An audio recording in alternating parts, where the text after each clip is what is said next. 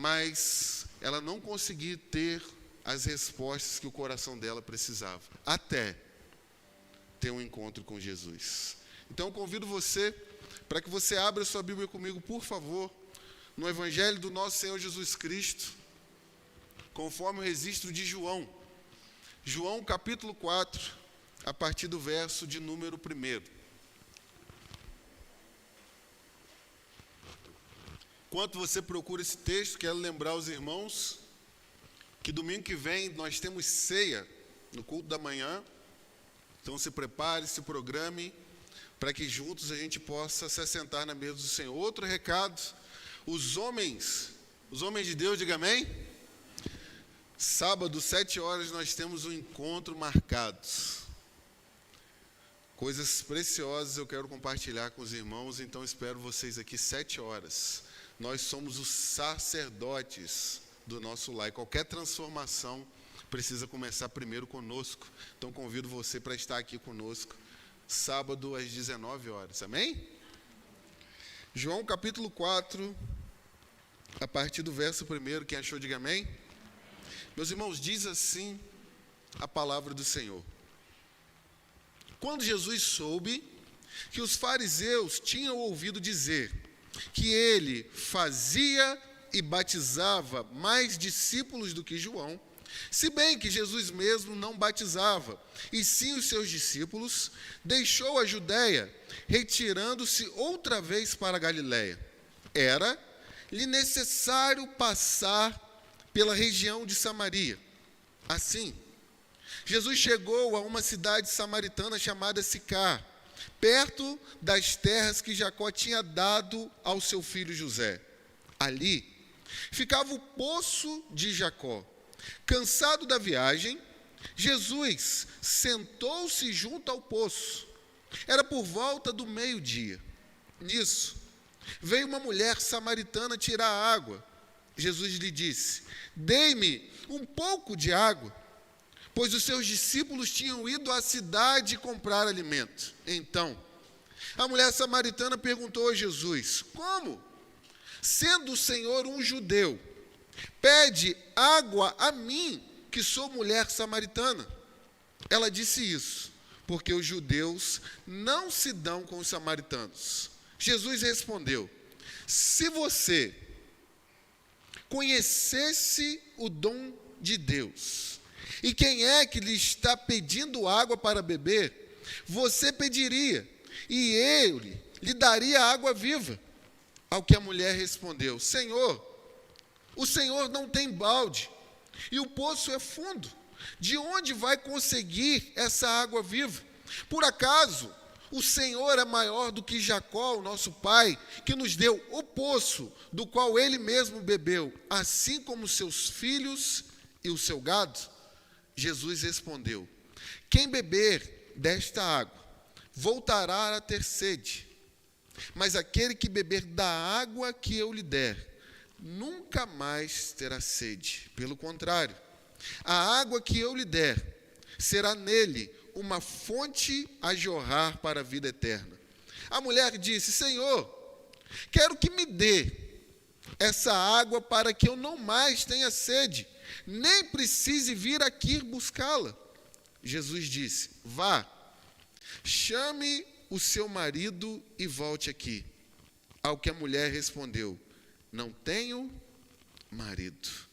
Então Jesus disse: você tem razão ao dizer que não tem marido, porque já teve 5, e esse que agora tem não é o seu marido.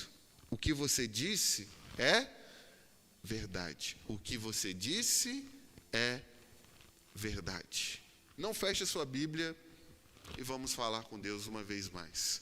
Pai, nós colocamos não só as nossas vidas diante do Senhor, mas colocamos essa palavra, Pai. E te pedimos, ó Pai, que nessa hora o Senhor ministre, ó Pai, ao nosso coração.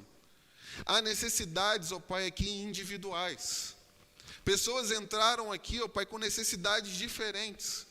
E eu peço ao Senhor que nessa hora, ó Pai, a Tua palavra possa encontrar, ó Pai, a cada coração que precisa ouvi-la, ó Pai, nessa noite.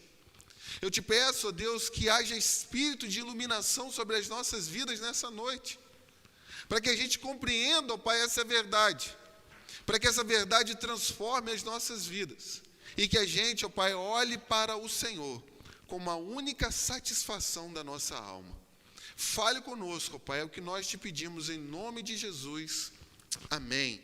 Meus irmãos, a plena satisfação.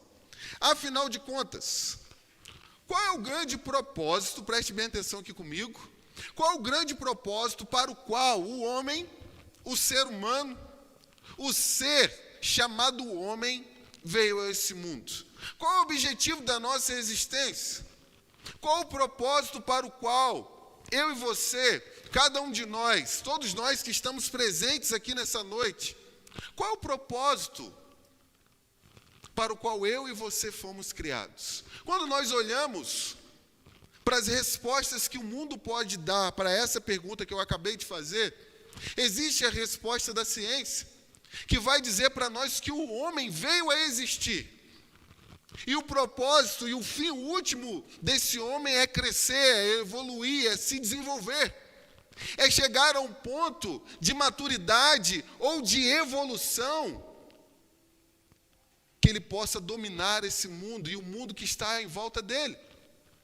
Quando nós olhamos para as respostas que os filósofos dão para essa pergunta que eu acabei de fazer, os epicureus, por exemplo, vão dizer que o fim principal do homem é tão somente desfrutar dos prazeres que esse mundo pode oferecer.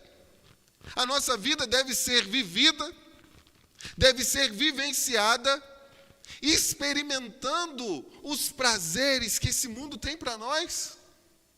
E a partir disso, e diante disso, fica o fato último da nossa existência. Mas quando nós olhamos para a Bíblia, para a palavra de Deus, essa que traz respostas para as nossas angústias, para as nossas necessidades, para aquilo que o nosso coração precisa, a Bíblia vai deixar claro para nós que o homem foi criado para a glória de Deus.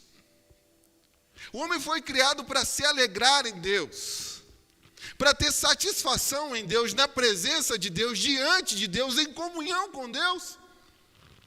Entretanto, meus irmãos, quando o homem não faz isso, como o homem tenta buscar outras formas de satisfazer essas suas necessidades, aquilo que nós observamos é que nós passamos a se deformar, a perder as nossas características, a perder a nossa essência e a perder o fim principal para o qual nós somos criados. E sabe qual é o quadro final que a gente observa de tudo isso? Depressão, medo, angústia, suicídio e morte. Porque nós não estamos cumprindo o fim principal para o qual nós fomos criados. E tudo aquilo que nós buscamos satisfação para preencher esse vazio existencial, no fim das contas, não traz as respostas que nós precisamos. Esse texto que está diante de nós, meus irmãos, quem está comigo, diga amém. Esse texto que está diante de nós, que nós acabamos de ler, mostra para nós uma mulher. E essa mulher que em toda a sua vida buscou preencher esse vazio existencial da sua alma. Essa necessidade que o seu coração tinha, essa necessidade que a sua alma tanto buscava, mas no fim das contas, ela não conseguiu respostas para o seu coração.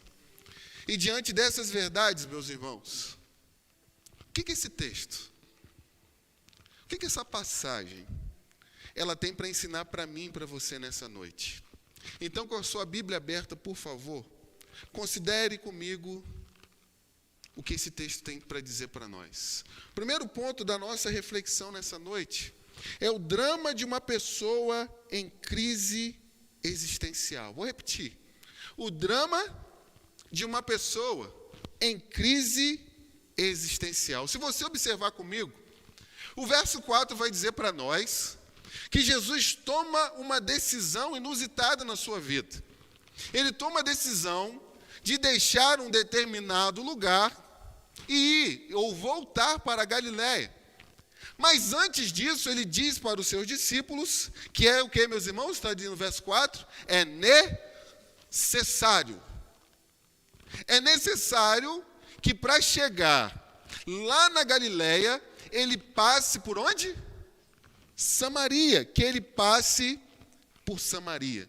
Então Jesus decide nesse momento pegar o caminho mais complicado, pegar o caminho mais difícil, pegar o caminho mais tenso e mais difícil para a sua vida e para o seu ministério, tão somente porque ele tinha um propósito naquele lugar, porque ele tinha um objetivo naquele lugar. E aqui a gente já tira uma lição para a nossa vida.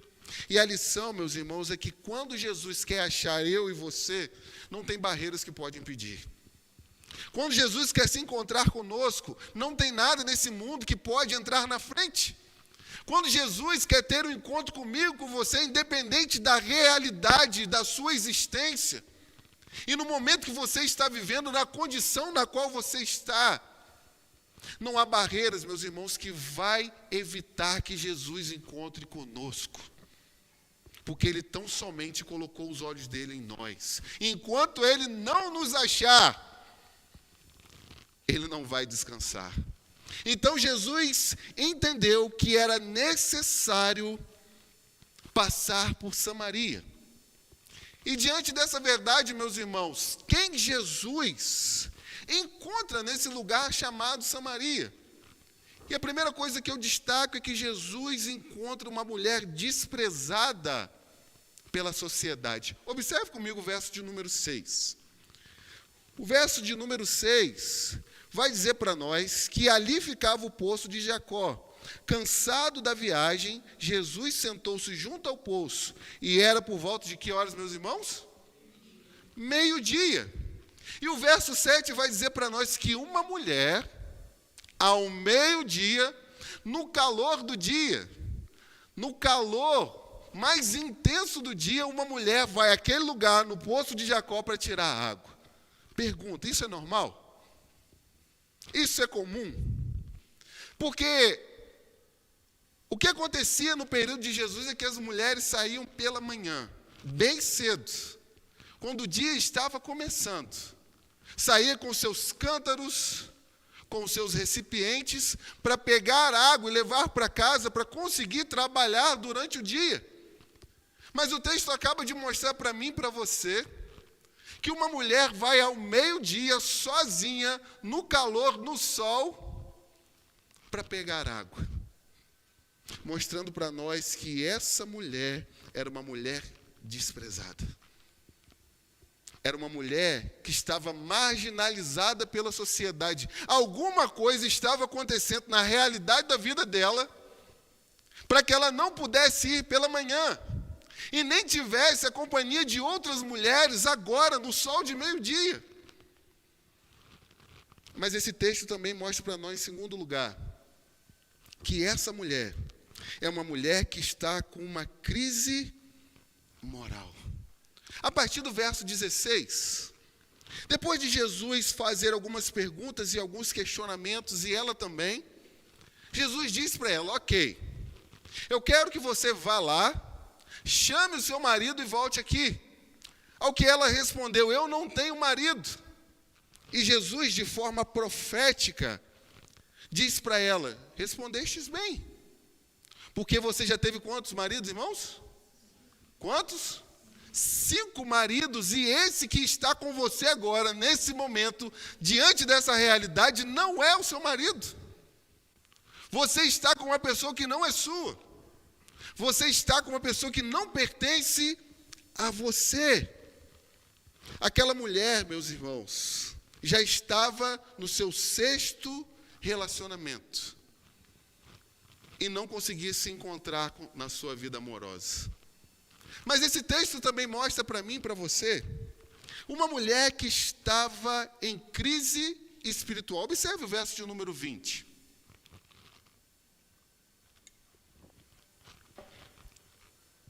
nossos pais adoravam neste monte, mas vocês dizem que é em Jerusalém o lugar onde se deve adorar. Qual é o lugar de adoração? Qual é o lugar, afinal de contas, que nós devemos prestar o culto a Deus? É lá em Jerusalém, onde vocês judeus estão? Ou é no Monte Gerizim, aqui em Samaria, onde nós estamos? Qual é o lugar que nós vamos conseguir prestar o verdadeiro culto a Deus? E ao concluir, meus irmãos, a realidade dessa mulher, a gente entende que com a nossa falta de direção existencial, a única coisa que sobra para nós é destruição. Quando nós não temos a direção correta da nossa existência, da nossa realidade, da nossa vida, o que sobra para nós é destruição.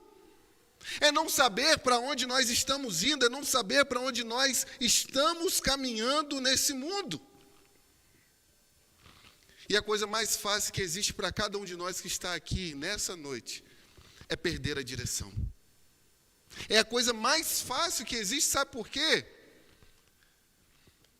Você convive com pessoas, você enfrenta realidades, você submete a sua vida a estar na companhia de pessoas que não professam a mesma fé que você, que não professam a mesma realidade que você. E se você não tiver convicção daquilo que você quer para a sua vida, para a sua realidade, é muito fácil a gente perder a direção. E perder o caminho e não saber mais para onde nós estamos indo. E pode ter certeza de uma coisa que é certa. Quando nós perdemos a direção, quando nós perdemos o alvo, quando nós perdemos o foco da nossa vida, a gente começa a perder o nosso respeito. A gente começa a perder a nossa dignidade. E mais do que isso, assim como essa mulher, a gente fica sem saber onde buscar refúgio para as nossas vidas. Onde que eu devo adorar? É aqui? Ou é em Jerusalém? Sou uma pessoa marginalizada. Ninguém quer andar comigo. Na minha vida já não tem mais respeito, na minha vida já não tem mais significado para as pessoas que estão em volta de mim. Porque um dia eu perdi a direção. E agora trazendo para nós aqui nessa noite, qual o significado da sua vida, meu irmão? Qual o propósito da sua vida? Para onde você está caminhando? Qual o significado da sua existência? Qual o objetivo de você estar nesse mundo? Qual foi a linha que você traçou para a sua vida, para a sua existência? Para onde você está indo? Porque se você não souber para onde você está indo e nem o lugar de refúgio para a sua alma, você vai se perder, meu irmão. Você vai ficar sem direção. E quando nós perdemos a direção, a única coisa que nos resta, como Jonas e nós estamos vendo, é ir para baixo. É decair. Mas não só isso, meus irmãos. O segundo ponto da nossa reflexão é que Jesus, ele precisava de algumas estratégias para fazer com que essa mulher voltasse para a rota certa. Para que essa mulher voltasse para o caminho certo. Para que essa mulher fosse transformada e buscasse a essência da sua vida, a essência da sua existência. E diante dessa realidade eu quero destacar uma coisa nesse ponto. Para que Jesus transformasse a vida daquela mulher, a existência daquela mulher, a realidade daquela mulher, ele precisava quebrar barreiras culturais. Quando Jesus chega diante do posto, verso 7 até o verso 9, você está com a sua Bíblia aberta, Jesus chega para aquela mulher e pede o quê, meus irmãos? Ele pede o quê? Porque ele está com sede, ele está cansado. Jesus é 100% homem e 100% Deus. Por isso ele sente fome, ele sente cansaço, ele tem sono. Então Jesus chega para aquela mulher num poço, num lugar complicado, com uma mulher que não é bem vista pela sociedade, e dirige a sua palavra para ela, algo que era proibido para um homem, e diz para ela: me dá água. E a resposta da mulher foi a seguinte: como pode o Senhor, sendo judeu, pedir água para mim, que sou uma mulher samaritana? E João vai explicar lá embaixo, porque os judeus não se dão com os samaritanos. Vamos tentar entender isso aqui. Era o ano de 931 a.C. Ocorre a morte do rei Salomão. E com a morte do rei Salomão, o reino é dividido em duas partes. Lá no reino do norte, Jeroboão, que era um líder militar, assume o reino do norte, levando para junto de si, com a sua liderança, 10 tribos. E no reino do sul, com a dinastia de Davi, existem 2 tribos, sendo lideradas pela casa de Davi. Mas quando chega o ano de 722, a Assíria pega aquele povo do reino do norte, leva uma parte embora e traz pessoas diferentes e colocam ali para misturar a raça, para misturar a essência, para que o povo perdesse a sua identidade. E aquele povo que antes servia a Deus, é um povo agora que não conhece mais o seu Deus. E eles recebem o nome de samaritanos. Então, para um judeu, puro sangue como Jesus, um samaritano era um herege. Um samaritano era alguém digno do fogo do inferno. E da mesma forma era o pensamento do samaritano em relação aos judeus. Mas Jesus chega para essa mulher, que tem problemas ideológicos, culturais, e diz assim: me dá água. Me dá um pouco de água para beber. Ensinando uma lição preciosa para nós. Eu me preocupo com a sua vida, independente das barreiras culturais que existem. Eu me preocupo com você, independente daquilo que a cultura disse ou aquilo que a cultura está dizendo. A minha preocupação não é seguir regras colocadas pelo homem. A minha preocupação é alcançar a sua vida. A minha preocupação é transformar você, então pouco me importa as regras que me impedem de chegar até você. Eu quero tão somente chegar até a sua vida. Então barreiras não vão me impedir de alcançar você. Porque Jesus, meus irmãos, Ele não se preocupa com dificuldades para encontrar as nossas vidas. E como nós deveríamos pensar nisso aqui, uma nota de rodapé. Quantas pessoas precisam da nossa ajuda? Quantas pessoas precisam ser transformadas? Quantas pessoas precisam de ajuda, precisam ouvir o Evangelho, precisam encontrar a graça de Deus, e nós mesmos colocamos barreiras para que Jesus chegue até essa pessoa. Quantas vezes a gente tem muitos preconceitos? Quantas vezes a gente deixa que a nossa própria cultura impeça que a gente alcance essas pessoas? Quando, como Jesus, nós deveríamos não olhar para a estrutura, mas olhar para a alma que precisa da graça de Deus. Da graça de Deus.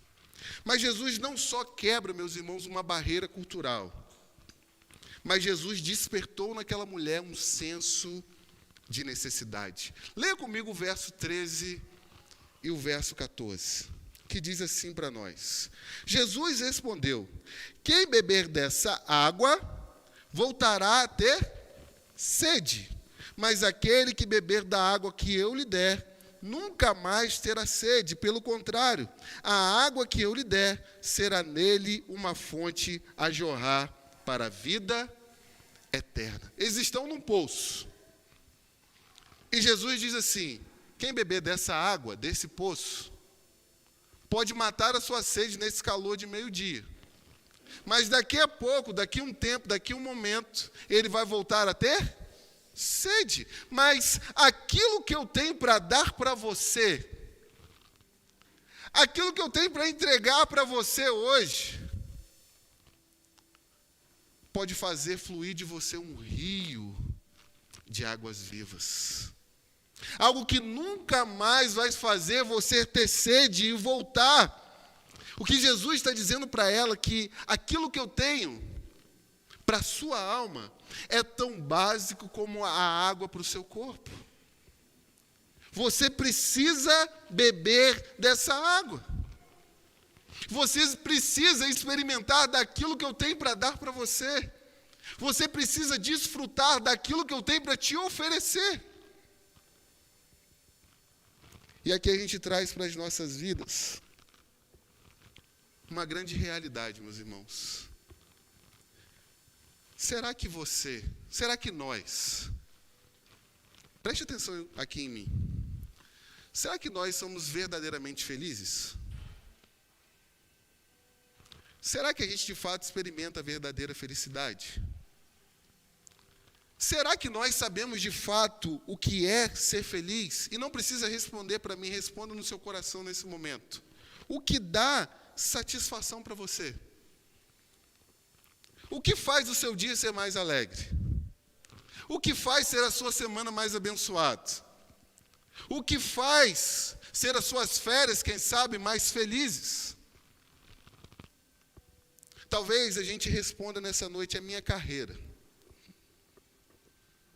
Talvez a gente responda: é minha família. Talvez o que vai brotar do nosso coração é que a nossa satisfação está nos nossos filhos, nos nossos sonhos, quem sabe até nos nossos recursos financeiros. E se você perceber comigo, todas as respostas que nós poderíamos dar diante dessa pergunta, ela não está dentro de nós, mas está onde? Está onde, gente? Fora de nós. Então eu e você precisamos de coisas que estão fora de nós para fazer que a gente seja felizes e satisfeitos, ok? É o que Jesus está dizendo para a mulher. Você está feliz e satisfeito por uma coisa que uma vez mais vai te dar sede, mas eu tenho alguma coisa para dar para você que vai fazer com que a sua alegria, a sua felicidade não esteja fora, mas dentro de você, para que você não dependa de circunstâncias exteriores para que você seja feliz, mas que essa alegria brote de dentro da sua vida, de dentro do seu coração. Meus irmãos, e aqui é sério, uma palavra pastoral. Até quando a gente vai depender das coisas do mundo para ser feliz? Até quando a gente vai depender da nossa família, dos nossos sonhos, dos nossos bens materiais, dos nossos projetos para serem felizes? O que a gente tem, meus irmãos, para dizer que nós somos diferentes do mundo? E eu disse aqui quarta-feira, o maior medo de Jonas, mesmo dentro do peixe morrendo, não era que ele estava morrendo, era ficar longe da presença de Deus, meus irmãos. O maior medo de Jonas, que fugiu da presença de Deus quando ele encarou isso, era ficar longe da presença de Deus. Êxodo capítulo 33. Moisés em crise. Diz para Deus: se o Senhor não for conosco, não nos faça sair desse lugar. E Deus: não, eu tenho para vocês a promessa de uma terra que mana leite e mel. Eu não vou, mas vou enviar o meu anjo. Vocês vão ter uma terra, a terra mais abençoadora desse mundo, e mais do que isso, vocês vão ter o meu anjo. É o que Moisés disse para Deus: anjos não vão satisfazer a minha alma. A terra que mana leite e mel não vai satisfazer a minha alma. A única coisa que vai satisfazer a minha existência é se a presença do Senhor estiver comigo. Talvez você tenha tudo na sua casa, tudo dentro da sua realidade, tenha conquistado o seu sonho, mas o vazio continua dentro do seu coração. E você, dia após dia, está mentindo para você mesmo. Porque você ainda não bebeu dessa água que vem do Espírito Santo para a sua alma. Que não vem do Espírito Santo para a sua realidade. É isso que Jesus está dizendo para essa mulher. Isso que você quer beber, você vai voltar a ter sede. Mas aquilo que eu te der, você nunca mais terá sede nenhuma. Mas, meus irmãos, terceiro lugar, Jesus despertou a consciência dessa mulher. Ele despertou a mente dessa mulher. O verso 16 e 17 vai mostrar para nós que ela ficou encantada com a proposta de Jesus. E você imagina só, uma pessoa que era desprezada pela sociedade, não precisaria voltar mais naquele lugar para pegar a água. Ela teria a água que ela precisaria para sempre. E diz para Jesus: dá-me dessa água.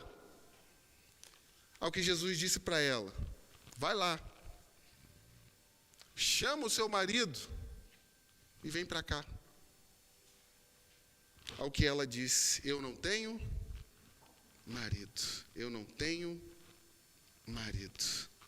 Jesus coloca uma condição para aquela mulher: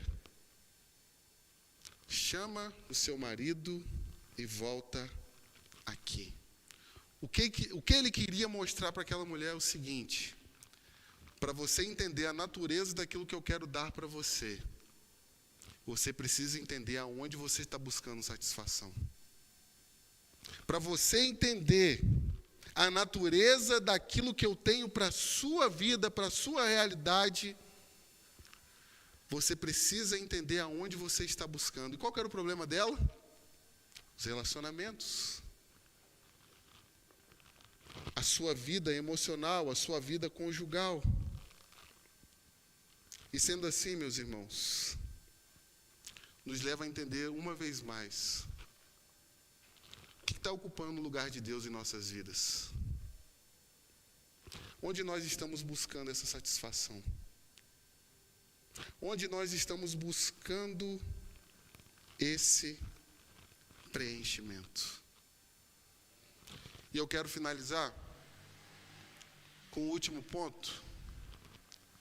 Jesus desperta nessa mulher a verdadeira fé no seu coração. Olha comigo o verso de número 24.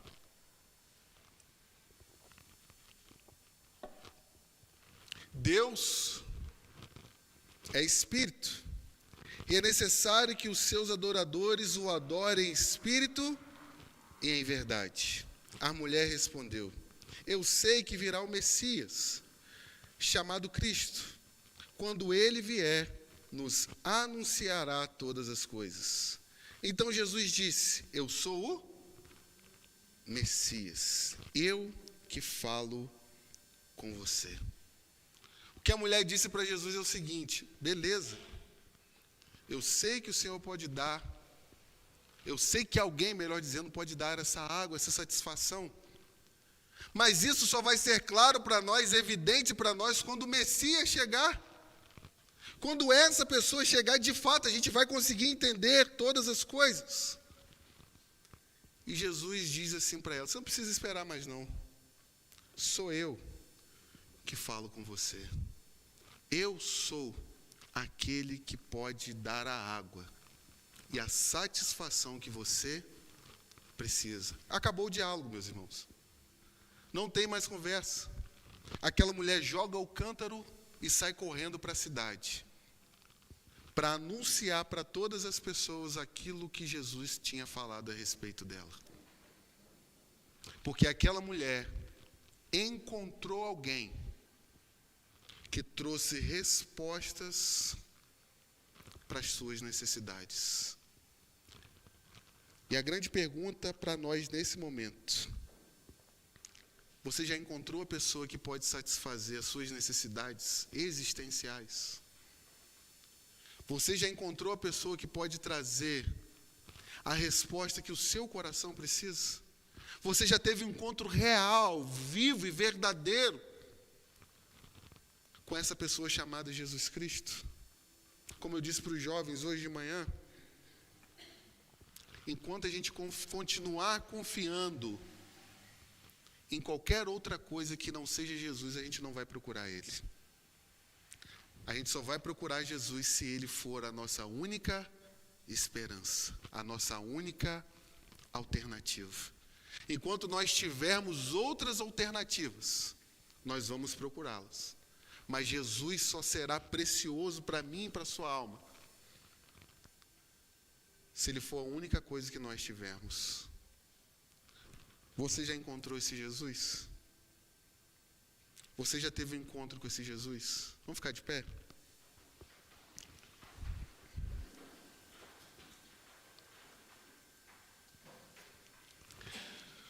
O texto de Isaías, capítulo 55, verso de número 1, ele vai dizer assim para nós: a todos vocês que têm o quê, gente? Tem o quê? Sede na alma, sede existencial, sede de significado, sede de propósito para viver. A todos vocês que têm sede, venha às águas.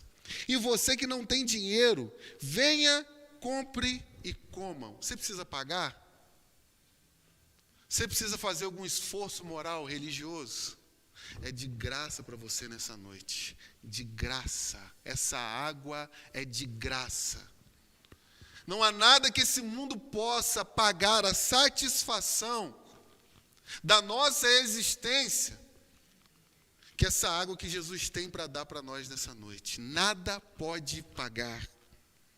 Vocês que não têm dinheiro, venham, comprem e comam. Sim, venham e comprem, sem dinheiro e sem preço, vinho e leite. Porque vocês gastam o dinheiro naquilo que não é pão. E o seu suor, preste atenção nisso, naquilo que traz satisfação para a sua alma, não é? Naquilo que realiza a sua vida, não é? É chegar no topo da montanha dos sonhos, do projeto, das realizações desse mundo e olhar para baixo e saber que você está num precipício. Porque aquilo que nós temos gastado o nosso dinheiro não preenche, gente. Não satisfaz, não traz respostas. Porque vocês gastam dinheiro naquilo que não é pão, e seu suor naquilo que não satisfaz. Ouça com atenção o que eu digo, coma o que é bom, e vocês irão saborear comidas deliciosas. Deem ouvidos e venham a mim. Escutem e vocês viverão. Porque farei uma aliança eterna com vocês, que consiste nas fiéis misericórdias prometidas a Davi. Nessa noite, o convite da parte de Deus, não só para vocês, mas para mim também, é beber dessa água que só Jesus pode oferecer. É viver essa vida que só Jesus pode nos dar. É ser satisfeito com aquilo que o mundo não pode dar para nós. É experimentar todos os dias a presença do nosso Deus em nossas vidas. Ô, gente, como a gente precisa disso. Como nós precisamos disso. E hoje o banquete está diante de nós de graça. De graça. Basta tão somente eu e você darmos um passo e mostrar para Ele que nós queremos. Pai, nós te agradecemos pela Tua palavra, Deus. Nós te agradecemos por esse momento. Porque, ó Deus, nós temos apostado, ó Pai, as nossas fichas em tantas coisas para trazer satisfação para as nossas vidas, ó Deus. E talvez, ó Pai, dormimos todos os dias com um buraco do tamanho do Senhor na nossa alma. E nós te pedimos nessa hora, Deus, preencha o nosso ser com o Teu Espírito. Dai-nos de beber, ó Pai, dessa água, ó Pai, que a gente nunca mais terá sede nenhuma. E que nada mais desse mundo, ó Pai, vai nos atrair. Abra o nosso coração para receber o Senhor, Deus. E que o Senhor possa reinar na nossa existência. Dai-nos propósito para viver. E que esse propósito, ó Pai, seja dirigido pelo Senhor. Não nos deixe nos perder, ó Deus. Mas nos ajuda uma vez mais a olhar para o Senhor. Pai, se alguém entregou a vida para o Senhor nessa noite, que essa alma seja recebida com alegria no céu, ó Deus. Muito obrigado, em nome de Jesus. Amém.